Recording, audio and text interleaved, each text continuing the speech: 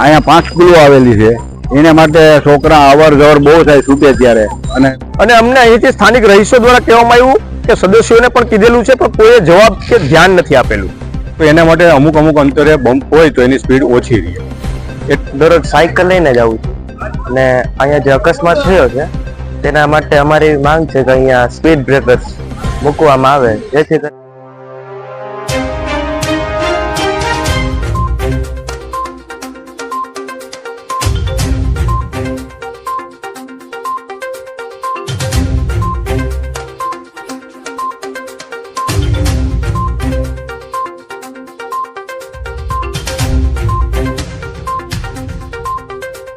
DP રોડમાં રહી હંસરાજભાઈ વાછાણી. અમારી માંગ છે, અહીંયા 5 સ્કૂલો આવેલી છે, એને માટે છોકરા અવર જવર બહુ થાય છૂટે ત્યારે, અને બહુ સ્પીડથી ગાડી હાંકાવે, એટલે એના માટે ડિવાઈડર અને બમ્પની ખાસ જરૂર છે. કેશોદ તાલુકા કોંગ્રેસ મંત્રી ભરત લાડાણી આજે કેશોદના હૃદયસીમા વિસ્તાર અને વોર્ડ નંબર 7 ના પ્રખ્યાત ડીપી રોડ ઉપર આજે અમે અમારા ટીમના સદસ્યો સાથે મુલાકાત લીધી. 5 દિવસ પહેલા અહીંયા એક બાળકનું એક્સિડન્ટમાં ભારે વાહનથી એમનો એક પગ એમના શરીરથી છૂટો પડી ગયો. ભયંકર અકસ્માત. આવનારા દિવસોમાં આવો અકસ્માત ન થાય, કોઈનો જીવ ન ગુમાવાય, એટલા માટે અમે કેશોદ નગરપાલિકાને મીડિયાના માધ્યમથી એક અપીલ કરીએ છીએ, વિનંતી કરીએ છીએ કે આ રોડ ઉપર આગળના ભાગે અનેક ખાનગી સ્કૂલો આવેલી છે, ઓછામાં ઓછી 5 થી 6 સ્કૂલો.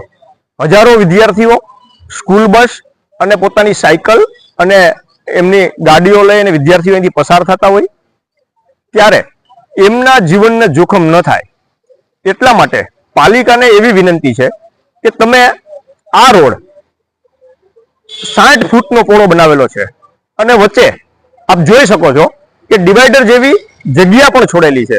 તો ખરેખર જ્યારે આ રોડ બન્યો ત્યારે પ્લાન એસ્ટિમેટની અંદર આ ડિવાઈડર હતું કે આ ડિવાઈડર છે એ આખું પાલિકા ખાઈ ગઈ છે.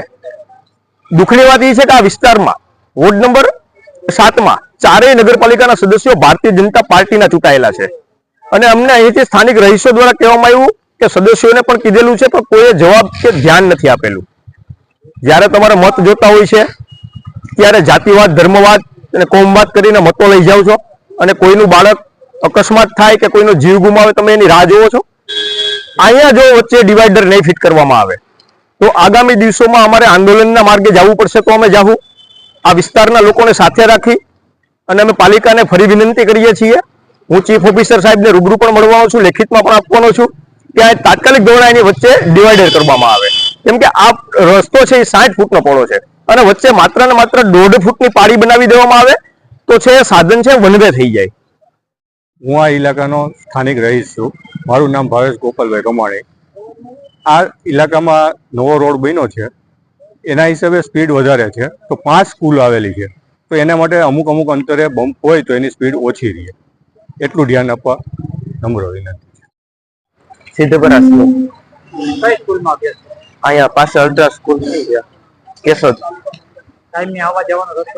દરરોજ સાયકલ લઈને જવું છું ને અહીંયા જે અકસ્માત થયો છે તેના માટે અમારી માંગ છે કે અહીંયા સ્પીડ બ્રેકર્સ મૂકવામાં આવે, જેથી કરીને આવા હાલતા ચાલતા અકસ્માત ન થાય.